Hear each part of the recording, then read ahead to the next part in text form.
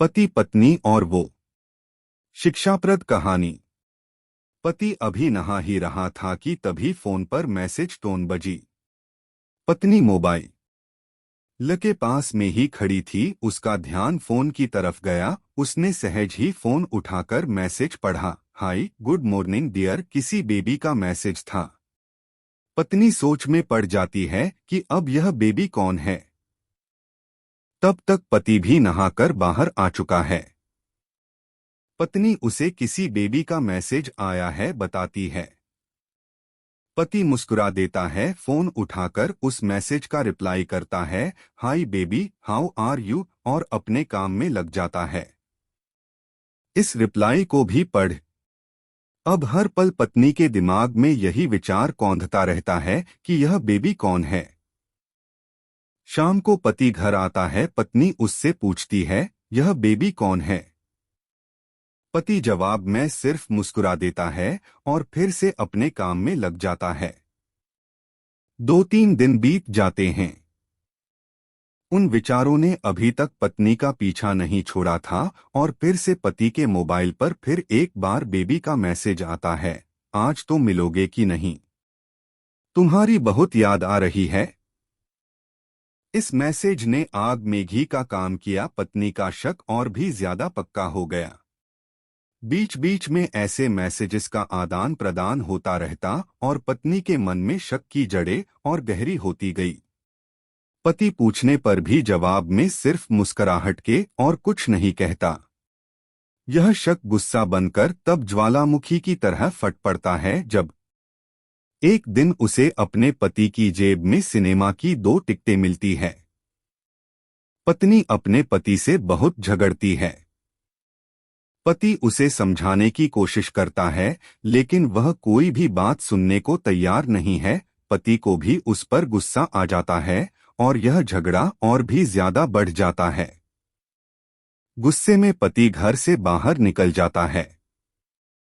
पत्नी का गुस्सा पति से कई गुना ज्यादा है। तुरंत वो अपना सारा सामान पैक करती है, एक चिट्ठी लिखती है कि मैं मायके जा रही हूँ हमेशा के लिए, और पति का घर छोड़कर चली जाती है। गुस्सा शांत होने पर जब पति घर आता है तो चिट्ठी पढ़कर उसके होश उड़ जाते हैं। 10 दिन बीत जाते हैं और गांव के उस घर पर डोरबेल बजती है जहां पत्नी रहने चली गई है। पत्नी दरवाजा खोलती है। दरवाजे पर 10 साल की एक छोटी बच्ची हाथों में चिट्ठी लिए खड़ी है। वह पत्नी को वह चिट्ठी देती है। बच्ची से वह चिट्ठी लेकर पत्नी चिट्ठी खोलकर पढ़ती है, डियर वाइफ, जिस बेबी की वजह से हम दोनों में इतने झगड़े हुए और तुम हमारा घर छोड़कर यहाँ चली आई, यह बच्ची जो अभी तुम्हारे सामने खड़ी है वह वही बेबी है। अनाथ आश्रम की एक प्यारी बच्ची इसी के साथ में बातें करता था, सिनेमा जाता था। पहली बार जब तुमने बेबी के बारे में पूछा था तो मैंने जानबूझकर तुम्हें नहीं बताया था। सोचा था थोड़ा मजाक करता हूँ, देखता हूँ तुम कैसे रिएक्ट करती हो, लेकिन मैंने यह कभी नहीं सोचा था कि तुम्हारा शक इतना बढ़ जाएगा कि तुम घर ही छोड़ दोगी। हाँ, सबसे जरूरी बात यह तो बेबी है, वह किसी और की नहीं बल्कि तुम्हारी ही बेटी है। रुको, अपने आप को संभालो और आगे की बात ध्यान से पढ़ो। हमारे शादी के 2 साल पहले की यह बात है। तुम अपने कॉलेज के लास्ट ईयर में थी। तुम्हारे प्रोफेशन में नोट्स लेने के बहाने तुम्हें बुलाया था और तुम्हें चाय में इन नशीली दवा खिलाकर ना करने वाला काम किया था। इसमें तुम्हारी कोई गलती नहीं की थी, लेकिन कुदरत ने अपना काम किया और तुम्हारे पेट में इस बेबी को डाल दिया। काफी प्रयास करने पर भी अबॉर्शन नहीं हुआ तो तुम्हारे घर वालों ने समाज के डर से तुम्हें 6 महीने तक घर में ही रखा। तुम्हारे पिताजी खुद एक डॉक्टर हैं, इसलिए यह बिन मांगा बच्चा बड़ी आसानी से बिना किसी को कनोकान खबर हुए इस दुनिया में आ या भविष्य में तुम्हारी शादीशुदा जिंदगी में कोई प्रॉब्लम ना हो, इसलिए तुम्हारे पिता ने इस बच्चे को गांव के एक अनाथ आश्रम में छोड़ दिया। यह बच्चा मतलब यही बेबी जो अभी तुम्हारे सामने खड़ी है। अगर अभी भी विश्वास नहीं हो रहा है तो इस बच्ची के गाल का वो तिल देख लो जो शायद तुमने उसे आखिरी बार रोते हुए देखा होगा, या फिर अपने पिताजी से पूछ लो। पत्नी जल्दी से उस बच्ची को पास में लेकर उसके गालों का तिल देखती है। उसका मन भर आता है, उसकी आंखों में आंसू आ जाते हैं, लेकिन अभी भी चिट्ठी बाकी है, इसलिए वह आगे बढ़ती है। मुझे पता है अभी भी तुम्हारे मन में यह सवाल उठ रहा होगा कि यह सब मुझे ऐसे पता।